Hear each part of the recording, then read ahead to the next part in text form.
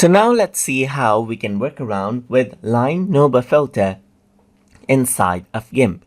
So in order to work around with the line nova filter, you need to go around onto the filters menu right here, and then you need to go around over here onto render right here. And over here you can see that line nova is an option.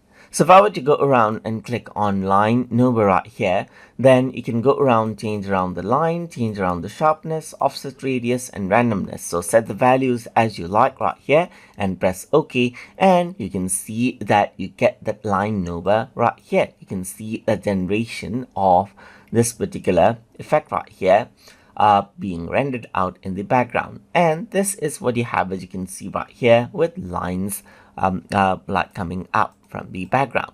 So the color depends on whatever you choose right here. So let's just go around and select this out right here, and let's say I'm going to select out different parameter right here. So I'm going to go around onto render and go for line nova right here. So number of lines, let's just go around and decrease this out right here to under 100. Let me just go around and change around sharpness a bit right here, just like this. Change around the offset radius to a bit bigger and randomness to more right here. And I'm going to press OK, and you can see that you get the line nova effect right here, just like this. And this is the effect that you have, and it creates the line nova on top of the background that you have right there.